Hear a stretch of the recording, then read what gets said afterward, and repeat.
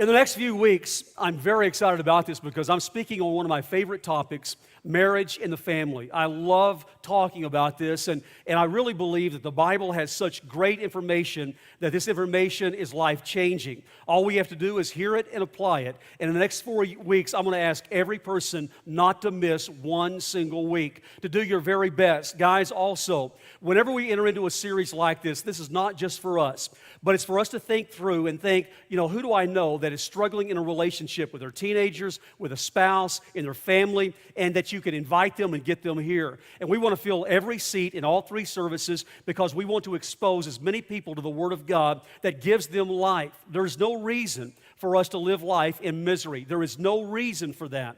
And so I want to help you through the Word of God to find some real practical tools that can be handed to you, that can help me, that can help you. And so we're starting this series, Stuck in a Rut. This series is not just for married people. It's for married couples, it's for singles who want to be married, and it's for married couples who wish they were single. So we're going to cover the whole thing, all right? And so, stuck in a rut. I looked up that phrase, stuck in a rut, and this is the definition of it. It's a boring lifestyle that doesn't change. Now, does that describe your marriage? It's a boring lifestyle that does not change. You're stuck in a rut. Marriage has a high failure rate, and it's really disturbing to me to think about how that it continues to grow unless people are willing to go the long distance. People are bailing out of marriages, and they're bailing out way too soon. People, and it's so common, that have been married 1, 2, 3 years, and they're already giving up, bailing out, and looking for someone else. So I want to address this and really ask the question, why? Why is there such a high divorce rate? Well, when we were young, we're conditioned to believe that marriage is a new start in life. It's where we almost use marriage as an escape system, that we don't like the stage of life that we're in. And in the back of our minds, we're thinking that marriage is a new beginning, it's a new start in life, it's some magical answer to life, and we want to jump into marriage because we believe that it will change our life for the better. But the only problem with that is getting married is taking on more responsibility. And when you hear the word responsibility, what that means is a lot more work. When you get married, the reason why so many people are just absolutely thrown into shock. And I experience this all the time with young couples who they go through the wedding plans, the wedding itself, everything is beautiful, and then several months or a year or two into marriage, in shock that they end up where they are, that they're not happy in their marriage. And the reason why is because we're going from a single life to a married life, which are absolute opposite worlds. You see, the beauty of the single life is this. It's your life. It's your time, it's your money, it's your schedule. It all revolves around your interest in life. It's your life, and you don't have to consult anybody about that. That's the beauty of being single. And then one day you stand before a justice of the peace or a minister, and you simply say the words, "I do," and all of a sudden your world is turned upside down. When you say those words, "I do," in a split second, you have gone from a self-centered lifestyle. And I do not say that in a derogatory term or a way, that it's a self-centered lifestyle. There's nothing wrong with that. When you're single, it's all about you, and it can be all about you. But you're going from a self-centered lifestyle to a sacrificial lifestyle, and that's an adjustment that the majority of the world is not prepared for. I want to remind you this morning that the deepest and the most fulfilling relationships that you'll ever experience in your life is built on the foundation of sacrificial love. It's where you learn to sacrifice, laying your life down for someone else. And when you learn to do that and you build your whole relationship upon sacrificial love, then it takes you to a level that few people ever experience. It's absolutely amazing. Let me use this as an illustration. A few weeks ago, I was talking about how that I was an avid snow skier when I was young, and when I was in college, I absolutely loved skiing, and there were 6 of us in college together that we hung out all the time. We did everything together. We had a lot of fun, and a couple of times a year we'd go up into the mountains and go snow skiing. We were just, eaten up with it, and we would get there before the lifts opened. We were the last ones on the slope. We would ski so hard and so long all day, we wouldn't even take time to eat lunch. We had to get in every run that we possibly could. There was a term that we threw out all the time, every man for himself. And what we meant by that is that if we were skiing and you fell, no one was going to stop and wait on you. It was every man for himself, and it was a downhill race, and we were going as fast as we could. We weren't waiting on anyone, every man for himself. And let me tell you, we had a ball. It was a blast. We thoroughly enjoyed doing that. Well, I got married at the age of 23, and that put a stop to my college buddies and our ski trips. And so I started taking Kate snow skiing. Then we started having kids. And I can remember this one trip that we took, and we went up into the mountains, and we had the kids, and we pulled them in the parking lot, and we were taking them out of their car seats, and we were going to teach them how to ski. And so now it's not every man for himself. I mean, everything has changed. I'm carrying my boots, my skis, Kay's boots, her skis, and we're taking all the kids all the way up to the lodge. I get up there, I go all the way back down to the car, I get all the kids' equipment, take it all the way back up to the lodge. Now I'm helping Kay get her boots on, and I'm helping to dress the kids and get their boots on, their gloves, their coat, their scarves, their hats, and then we get them all dressed, and we're ready to go out on the ski slope, and they have to go to the bathroom. And so then we have to go through that whole process again, taking it all off and putting it all back on. By the time we get out on the bunny slope, those slopes have already been open for an hour and a half, and we've lost already so much of the morning, and now we're out there trying to teach them, and they're falling, they're whining, they're crying, I'm wiping tears, I'm trying to convince them, you're going to love this, if you just stick with it, you're going to love it, and then they need to take a break, and then we go to lunch, and then afterwards they have to take another break, and then they're exhausted, and then we have to pack everything up and go home early before the slopes even close. Well, I've got my skis on the whole time, and I'm on the bunny slope, and I never get to ski one moment of that day. I'm there with the kids, working and working and working with them, and driving home from that ski trip. I'm driving home, and I'm thinking, this may be the most miserable experience of my life. It wasn't like the college days. Well, you know, as the time went on, as the years passed by, we continued to take our kids skiing. They were now 8, 9, 10 years old. Now they were young teenagers. Now they are in their upper teens. And we're no longer on the bunny slopes, but we're skiing the black diamonds, the hardest slopes. Kay and I and our kids, and we're skiing and having fun, and I'm skiing as hard as I can, and we're coming down off the slopes, and my kids are down below, and they're waiting on me saying, come on, Dad, hurry up, come on, Dad. And I'm fighting, and I'm trying to keep up with them. And these guys have developed into incredible snowboarders, and I mean, our middle son, Jonathan, is literally taking flips off of jumps. I mean, absolutely stunning. And as we're skiing, and at the end of the day, we're worn out. We go back to the cabin, and that night I climb in bed and cuddle with my wife, and I'm thinking, you know, after a day of skiing with my kids and being here with my wife, wow, this blows away any experience I ever had with college buddies. Piling into a cheap hotel room with a hairy-legged, ugly boy. I mean, being with my wife is a whole lot better than that, let me tell you.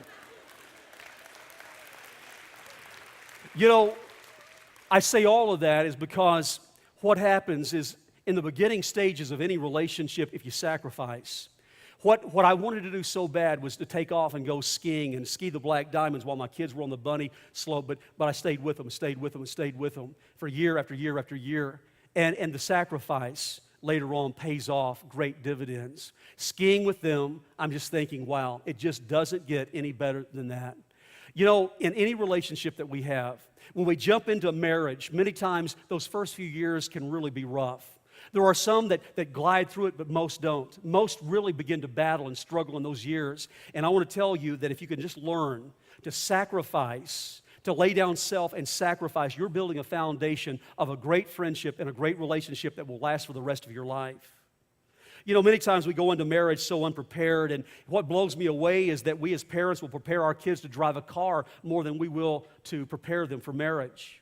You know, I wonder about that because we watch our kids date and get engaged and get married, and we've never said a word, never given them any advice at all about marriage. I think one of the reasons why is because we have looked at our own marriages and we've seen our own weaknesses and our own failures, and our children have been very aware of those weaknesses. And we're watching our kids who are now engaged, and they're dating and they're cuddling and they're holding hands, and I mean, it just looks like they've got the perfect relationship, and we're looking at them and we're thinking, you know, they've got their act together. I mean, what advice can I give to them? And therefore, nothing is ever said to them, and they enter into marriage and they are unprepared. because no one has invested in telling them what marriage really is all about.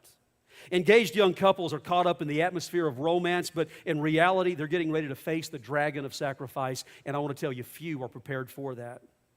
A successful marriage requires the highest discipline in our lives, and I want to tell you, in this room, there are a lot of people that are highly disciplined in different areas of their life.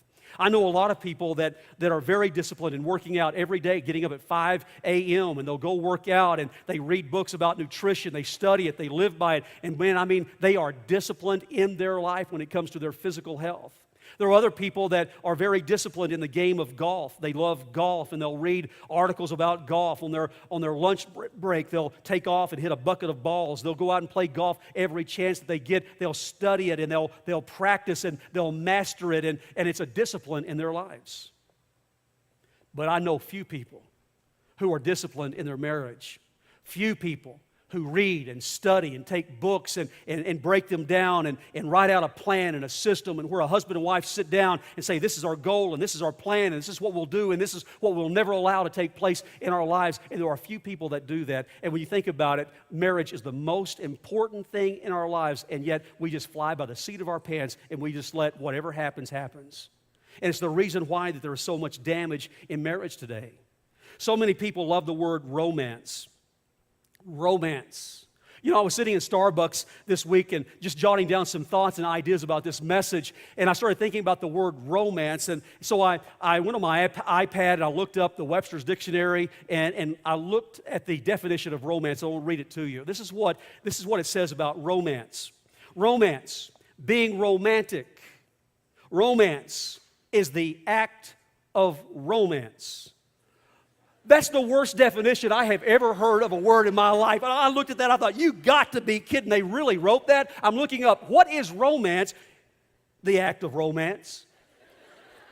So I sat there and I thought, all right, I'm going to write my own definition. And I started thinking about what really is the core of romance. This is what I jotted down. Honoring another person. It's showing someone special attention. It's providing enjoyment. It's bringing fun and excitement into someone's life. It's speaking their language. It's meeting them where they are. That is what romance is. You know, after 30 years of ministry and sitting down with many troubled marriages and talking with people, the bottom line of most issues and problems, you know what it is? They don't have fun together anymore. They just don't have fun as a couple. How do so many people start off so happy and end up so miserable? And I think one of the reasons why is by the way that we started off in our dating relationship and our mentality of entering into marriage. Because again, as you go all the way back into the very beginning, when we're thinking about marriage, the thought is, if I could just meet the right person, everything in my life is going to work out for the good. If I could just find my soulmate, if I could just find that right person, they are going to make me happy.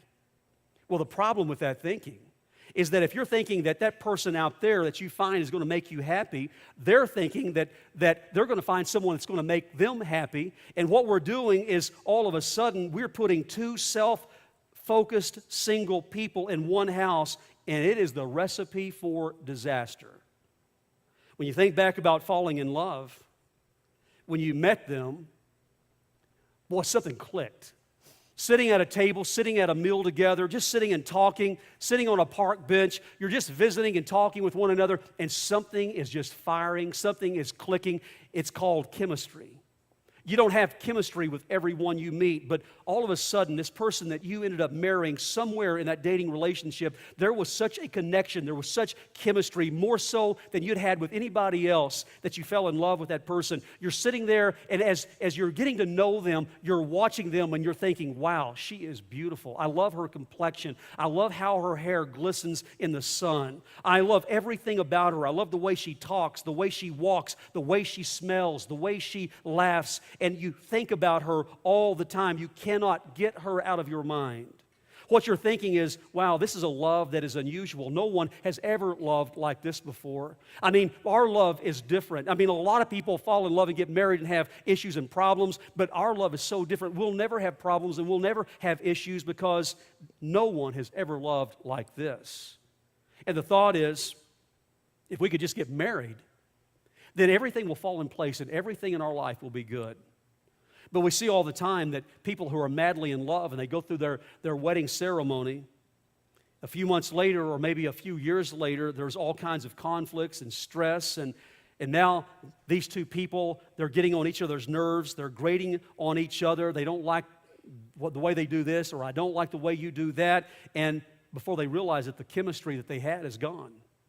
That chemistry has faded away, and now there's major frustration in their marriage. And both of them are sensing it. Both of them feel the frustration. Things aren't right. The chemistry is gone. And the guy is thinking, I know how to fix all of this. I know the answer to how to get this thing back on track. It's just more sex. More sex, that's all it takes, and we'll fix it all. You know, we look at that as kind of like a tool, a fix-all tool. I mean, it's like a wrench. Man, you can just work that thing, and you can fix anything with a wrench. And so if there's an issue or a problem, then we can fix it by having sex. And the women are looking at us like, you have got to be kidding. Have you lost your mind? Because when they're looking at their relationship, they're thinking, I know how to fix this. That our relationship isn't what it used to be, and I'm lacking this feeling of love that we had in the beginning. All we need to do is have a baby. And if we had a baby, this cuddly, beautiful little baby, I mean, it would just bring love back into our home, and it would fix everything. So the idea is, let's bring a little human being into this dysfunctional marriage. It'll be all great and good. So the guy, is listening to his wife saying, what we need is a baby. And he's kind of just shaking his head, like going along with it, because in the back of his mind, he's thinking, what that really means is more sex. So she gets pregnant, and I mean, she is really big and pregnant, and that means less sex. Then she has the baby, and she's nursing the baby and changing diapers and up half the night and still working a full-time job and cleaning the house, and she's exhausted, and that means almost no sex. And all of a sudden the man is saying, whoa, this is not what I bought into. This is not what I imagined that marriage was going to be. I mean, I have needs. I've got needs, and my needs aren't being met. I need more sex, and there's little sex going on. This is not what I bought into. It's not what I thought. I've got needs. And let me just remind everyone that sex really isn't a need. Now, water is a need. Food is a need. But did I get an amen from the women? But sex is not a need. Now, guys, I don't know if you have ever heard this or not, but it's a proven fact that you can go your entire life without having sex and you won't get sick or die from it.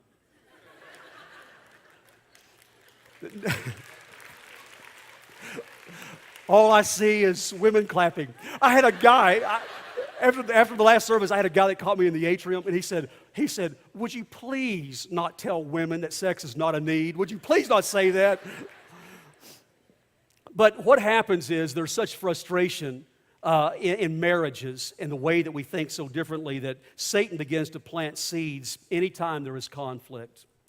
And what happens after a few months or a few years of marriage and things aren't right and things aren't as good as it used to be, all of a sudden there's a thought, did I marry the wrong person?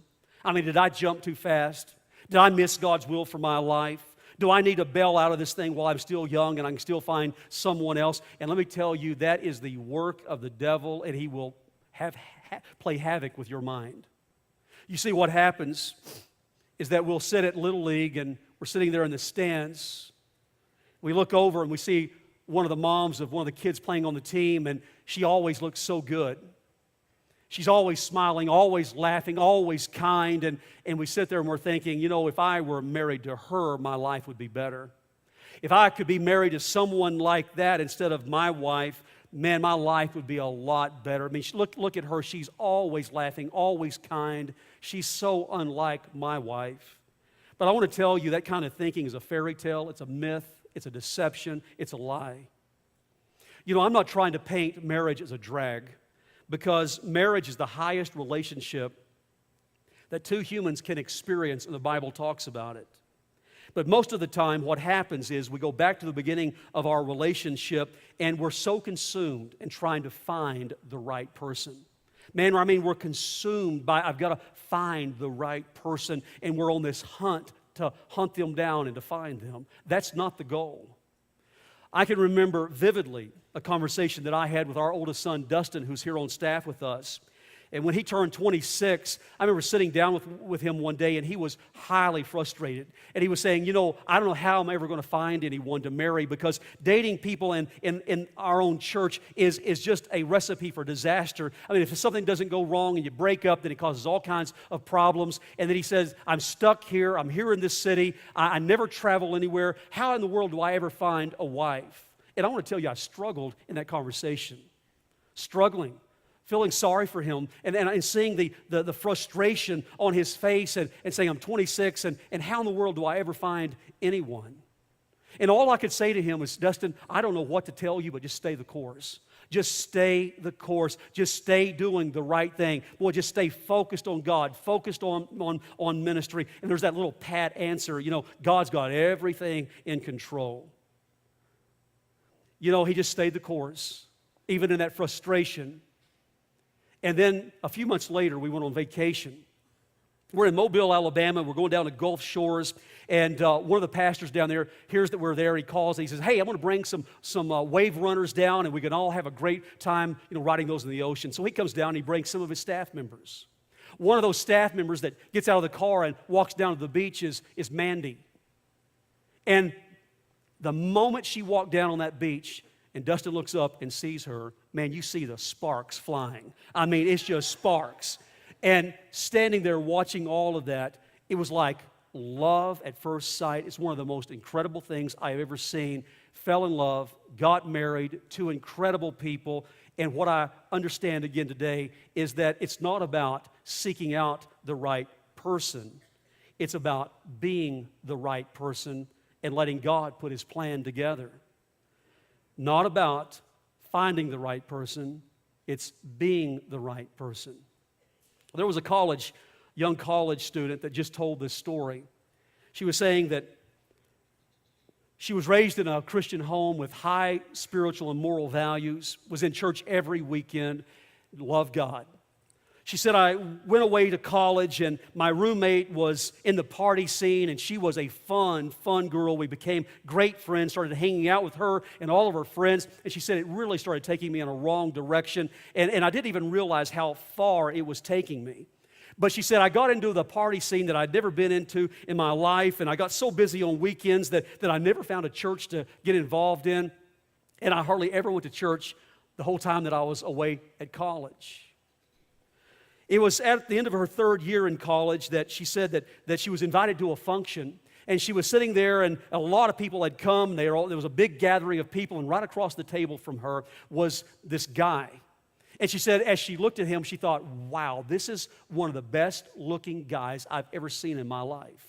And so she's focused on this guy, and she's talking to him, and she senses the chemistry, and they're just having a great conversation together, and she finds out that this guy has a great job, and he makes a lot of money. And as she continues to talk to him, she finds out that this guy is a solid, born-again believer, that, man, he loves God with all of his heart. He's on the leadership team at his church. He's very talented, very involved, a leader among leaders, and she is taken by this guy. I mean, blown away, knowing that through the conversation that he allows Christ to lead him in every decision that he makes, this guy. She goes home at the end of that semester, and she's there for the summer. She's there at her house, and her mom has really been pretty frustrated at her because she has known of the lifestyle that she's lived for the last 3 years. But as they sit at the kitchen table that morning drinking coffee, she's talking about this guy. Man, this guy. She can't get him off her mind. And she goes on and on and on and tells her mom all about this wonderful Christian guy. And then there's a pause in the conversation. And the mom says, you know, there's only one problem with this guy. This guy is not looking for a party girl like you. And she said the moment her mother said that, it was like a dagger went through her. And she realized her mother had spoken truth. And all of a sudden she said, as I laid my head down on that kitchen table and I sobbed and sobbed, I realized that I had developed a lifestyle that would cause me to miss God's best in my life. I want to remind you again this morning, you have to be the right person before you'll find the right person. In Proverbs 24 and verse 3, through wisdom a house is built, by understanding it is established. This is talking about the power of God's Word, the creator of relationships, the designer of the marriage. And there's understanding and there's wisdom and there's knowledge in the Word of God that helps us to really put our marriages together and for them to be what they need to be.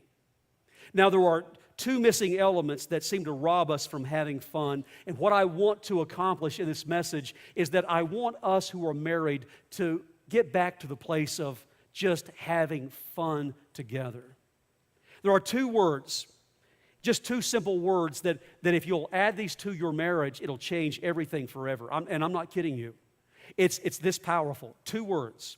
The first word that I want to address, if you want to jot this down, remember this, it's just simply attention. It's when you methodically are pursuing your spouse. Methodically, that you are planning it. I mean, it's on your mind. You are pursuing your spouse. And when you pursue them, what you are saying is that you're on my heart and I'm thinking of you. It's when you are methodically pursuing your spouse, you're saying that I want to show them kindness. My desire is to make them the happiest person on the planet. It's having creative elements of surprise that you plan from time to time, doing special things for your husband or for your wife. But in your marriage, if your spouse has to ask you to meet their needs, that's not fun. That's not enjoyable. And we need to stop taking shortcuts and again focus our attention upon our spouse. Show attention. You know what attention means? It means love. When you show someone attention, it's saying that I value you, that you matter to me, you're worth listening to. Now, this is really fascinating when you think about this. In your life, you only have so much time. You've only been given this many hours, this many days. It's time.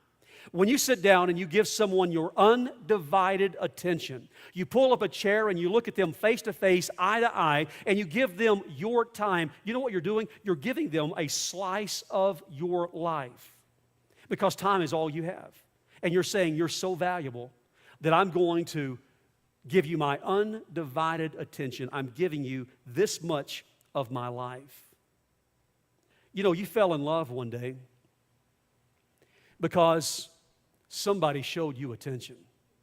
You showed them attention, they showed you attention, and you fell in love. And that's the foundation of every relationship, attention. You know, dating is extremely time-consuming. If you're dating now or if you remember when you were dating, I mean, everything in life revolved around this person that you were dating, that you were falling in love with, that you were trying to win as your spouse. You go to work and all you can think about is this person. They're on your mind all the time. At your lunch break, you're picking up the phone and you're calling and you're talking to them. At every break, you're texting them because they're always on your mind. You make plans to meet them after work. Man, you're creative and coming up with great ideas and great restaurants and fun things to do on the weekends because they're on your mind. You'll lay in bed at night and you'll talk for hours on the phone.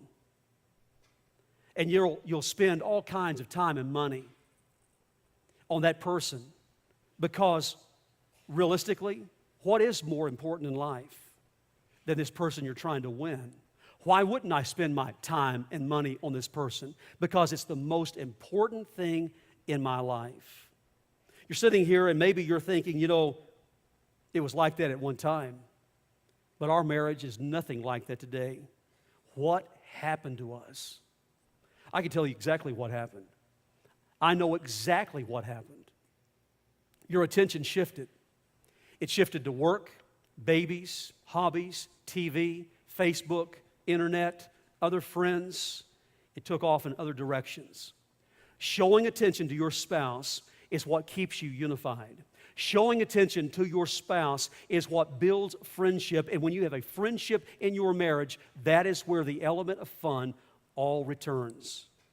The second word is affection. There's just two words, attention and affection. In Romans 12 and verse 10, it says, love each other with genuine affection and take delight in honoring each other. I love the way that's written. I love that. Genuine. Show someone love by genuine affection. And what you're doing is you're honoring them by doing so. You know, I think that we all would agree that it's a whole lot easier to fall in love than it is to stay in love. And this is something that we need to remember. Love never stands still. It's always shifting. It's always moving. In your relationship, if you're dating or you're married, that relationship is shifting, and either it's growing or it's declining because it's moving in one direction. In your marriage today, by your words, by your actions, by your attitudes, is yours climbing or is it declining? And you are the determining factor of where it goes. You know, whenever you think about all of this and where we are this morning, this is just kind of the foundation of where we're going in the next few weeks. What I want more than anything is for us to fully understand the power of what God can do in our lives, and that God wants you and your spouse to be the best of friends. There is no question that there are couples here today that are so struggling, and you're definitely not friends. You lean more on the side of enemies. You really can't hardly even stand being in the same room together. On the other side of that, there are others that are greatly in love, and that your spouse is your best friend, that you're in the best place that you've ever been in your life. But it doesn't matter where you are. It just is important for us to be wise in saying that there is nothing more important, there isn't, than my love relationship with my spouse. Love is a commitment that we make. It's not a feeling, it's a commitment. If it were a feeling, then Jesus would have never told you to love your enemies. Because an enemy, if you try to love them by a feeling, it is impossible to do so. You make a commitment to say, I will love that person who has wounded me, who has hurt me, who is my enemy. It's a commitment that I make. It's sacrifice. It's laying my life down. Wherever you are, however you have been wounded or hurt, this is a new beginning. If you, husband and wife, are born-again believers, then rise up as men and women of God and put together a plan. Sit down, take these two words, and say, let's just put a simple plan together. You know, as I mentioned earlier, we fly by the seat of our pants when it comes to marriage. Why in the world do we do it? Because our marriage is going to determine happiness or being miserable.